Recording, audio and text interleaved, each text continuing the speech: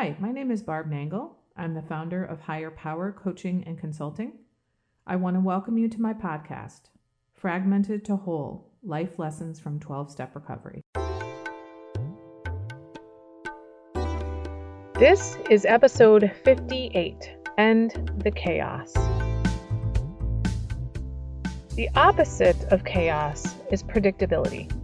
If you're listening to this podcast, chances are you are either living with chaos right now, or you used to live in chaos and you want to make sure you don't go back to that. If you want to end the chaos in your life and you want it to stay ended, then you have to have some predictability in your life, some consistency. In order to have a predictable life, to have the kind of consistency that prevents chaos, you're going to have some kind of structure in your life. And structure requires planning. Anything that you organize and manage is going to run better than something that you don't organize and manage, including your life. It's that simple. If you're looking to end the chaos so you can have some consistency and predictability, you'll need to do some kind of planning so you can put that structure into your life. This topic came up when I was talking to a sponsee last week, and I said the gist of recovery is learning how to go from chaos to predictability. Of course, I added a little bit more than that to the conversation, but as the week went on, I started to realize how important this conversation is for this podcast, because my life before recovery was me just sort of reacting to whatever happened to me. Of course, I knew that I had to go to work Monday through Friday, 9 to 5, but I basically just lived my life like whatever's going to happen today is whatever's going to happen today. And part of the really wonderful results of recovery is that I've learned to have a much more structured life. In other words, I have boundaries around my life. For me, boundaries have had a lot to do with time, how I spend my time. I don't have a 9 to 5 job anymore working for other people, which means that external structure is no longer there. I work for myself and I have a variety of side gigs. So I chunk my time and I plan when I'm going to spend my time on what different things. I decide how my life is going to run. And I have a sense of control over my life because it's consistent. There's some predictability to my life that is calming for me, which is the opposite of how I lived before recovery. I had a sense of urgency at all times. I lived with low-level anxiety all the time, and all of that is gone. This largely comes down to the fact that I've put structure into my life, primarily into my time, and this has required some planning. So how do you add structure when you've always lived your life in chaos? Perhaps letting life happen to you instead of living your life on purpose. And deciding how you want things to go. Well, just like any difficult problem in life, you start out small, one thing at a time. One of the best ways for people in recovery to begin putting some structure in their lives is to attend meetings. Going to the same meetings regularly is a way to add some structure to your life. For many of us, we need structure to be imposed from the outside first before we can start putting structures in place for ourselves. And meetings are a great example of external structure. We go to meetings when they're available. Now, right now, during quarantine, we're lucky enough that we can have access to meetings almost any time because most are happening online. But normally, we're confined to attending meetings in our local area in the places and times they're available. Another great way to impose structure is to get a sponsor. That sponsor will most likely want you to have very consistent contact with them. For some sponsors, it will be daily contact, at least when you first come into when you come into recovery. For others, it might be weekly, but most sponsors will not continue to work with you if you're not able to stick to a consistent schedule with them.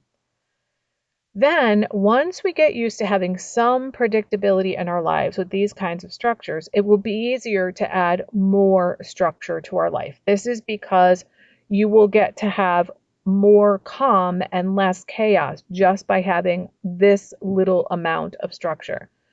So now I want to walk you through an example of putting some structure in your life by using the example of something that most people can identify with, especially during this time of quarantine, and that's meal planning. I'm just using this as an example to share how one might add some structure to their lives. And I figured, well, everyone eats, and probably everyone's meal planning has changed during this time because most of us are going to the store much less frequently than we used to, and we're definitely not dining out like we used to. So we've had to be more planful about what we're eating. Many of us have also had to be more cautious about our expenses right now since so many people are unemployed or furloughed during quarantine.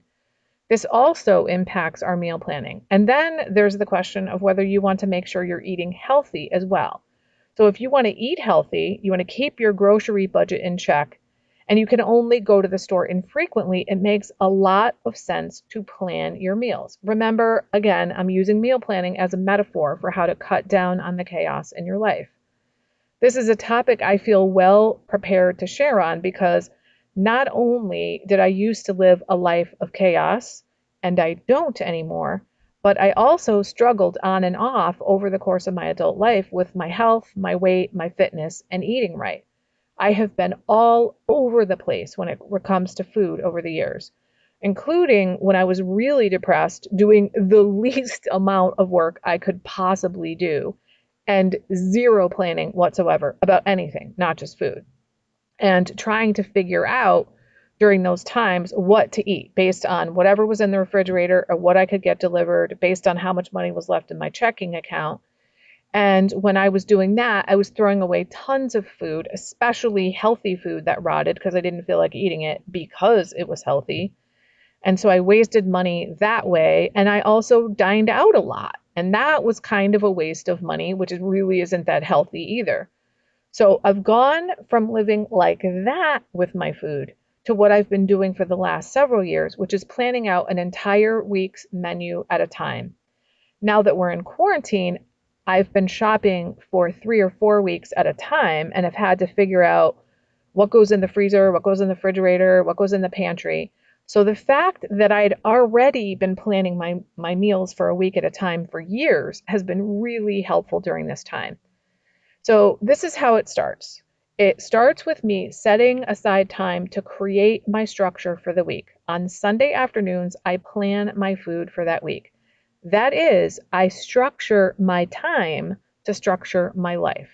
Every Sunday, I set aside time for meal planning. If I'm going to be away for the day on a Sunday, then I make arrangements to do it another day. And I do this the week before when I'm planning for that upcoming week. So this is what my Sunday meal planning looks like. I first make note of the food I have on hand. If there's anything that needs to be used sooner rather than later, I choose recipes that incorporate those ingredients. I then choose additional recipes, often from the ones that I have stored on my computer. Then I make a shopping list. I go shopping and I try to do all the cooking for the week that night. If there's something I don't get to cook on Sunday, I make sure to plug that into my week so that I have time for that cooking.